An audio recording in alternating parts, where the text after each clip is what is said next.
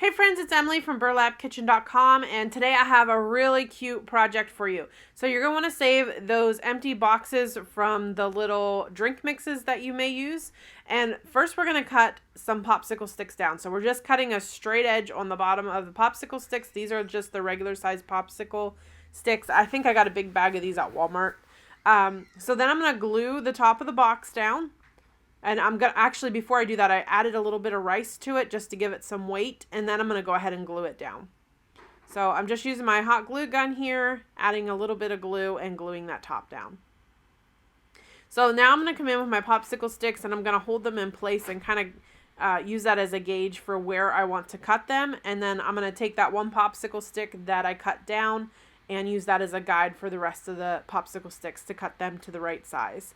So I did give it like a little bit of an overhang at the top, not much, just a little bit. So again, I'm just trimming these down. Now that I got them trimmed down, now we're going to start to glue them in place. So when you glue these in place, you want to have a little bit of an overhang on each edge. That way all your popsicle sticks fit on your box right. And there's no like gaps or anything. So give yourself a little bit of an overhang on each side. And then when you come over here to the side, you're going to do this, you're going to put one on each side, and then you're going to put one popsicle stick right down the middle. So then we're going to go here to the back, and we're going to do the same thing. Give yourself a little bit of an overhang, and then add the rest of these popsicle sticks. And then we're going to flip it to the side, and we're going to do the same thing here once this dries. So I'm just picking off any excess glue that is sticking on my project. So here we go again, and we're just doing the sides, and then we're going to go straight down the middle. Just like that. Perfect. Okay, so now what we're going to do is we're going to come in with some Minwax Dark Walnut Stain.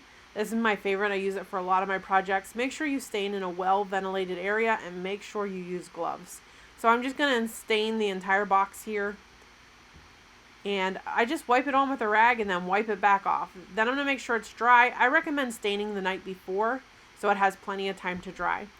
So then what I'm going to do is I'm going to come in with some pumpkin orange and then just a little dot of black. And that's just going to tone down the orange and give it a more country rustic type look.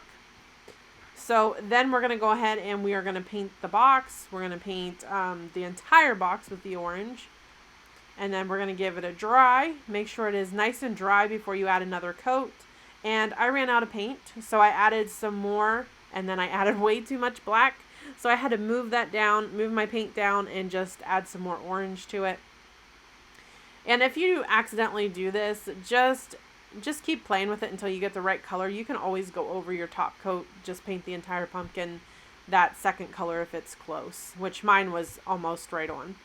So I'm just going over this again with that color that we just created, and then I'm going to give it a nice dry.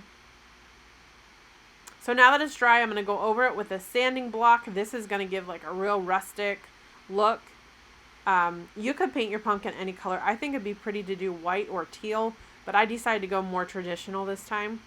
So I'm just using my sanding block to get that sanded down, and then I'm going to come in with some Spanish moss to hide all the mess at the top.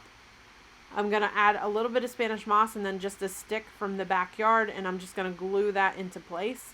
Then I have this floral wire. I always get questions where I got this.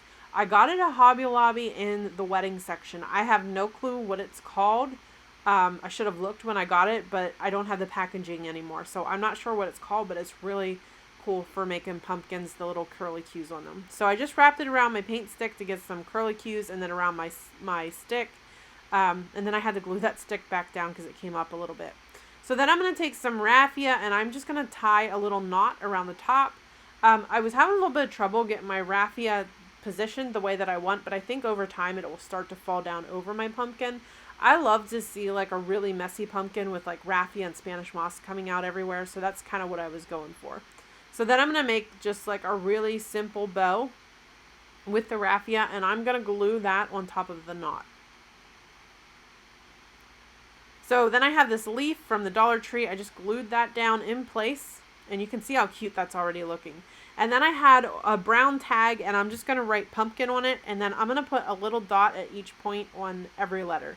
That's just going to make my handwriting look a little bit neater than what it actually is.